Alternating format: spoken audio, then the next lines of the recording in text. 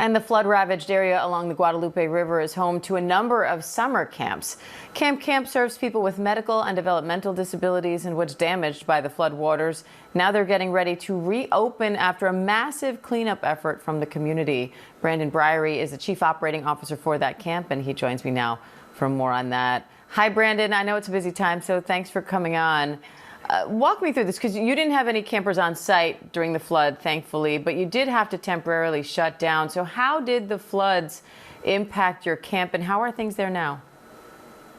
Well, one of the really blessings in all of it is that our facility is built so that all of the buildings are up high on a ridge, about 85 feet or more above the river level, and the river didn't even come within 60 feet of that at its highest.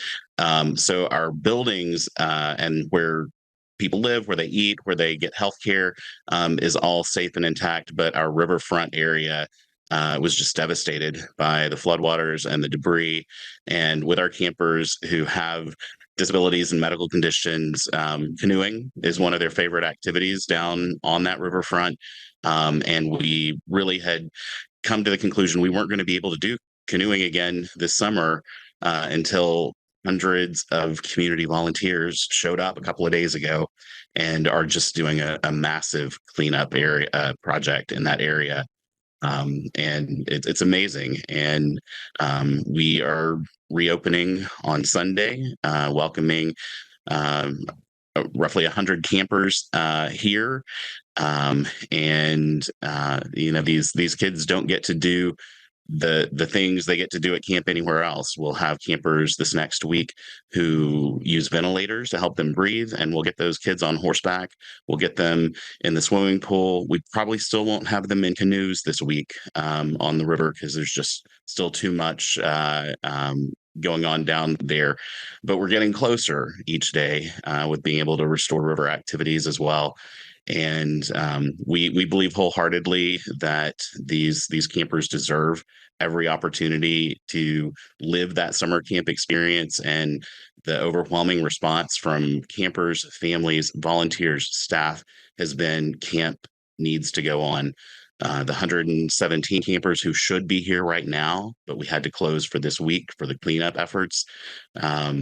Out of those 113 are actively trying to get squeezed into other sessions between now and the end of the summer. And we're working hard to make that happen as best we can. Now, your campers have special needs. You mentioned some are coming to you next week, are on ventilators. Some of them require round-the-clock nursing care. What's it been like to try to reopen and meet all those needs after a disaster like this?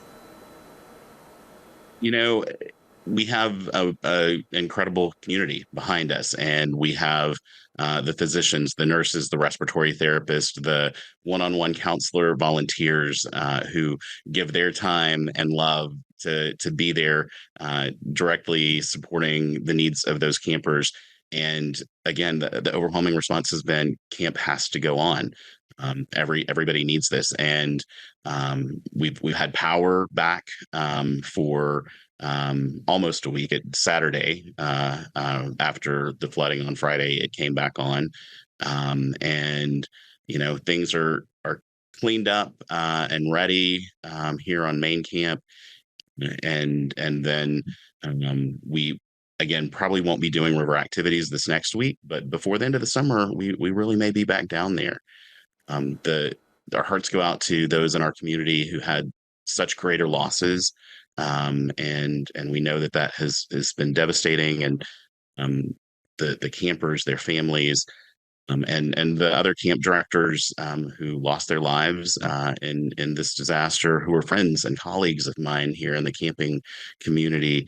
Our heart is broken, but our heart also needs to heal. And we train all of our staff. I've trained 800 or so staff and volunteers this summer about building hope skills in our campers and in ourselves and in our camp community.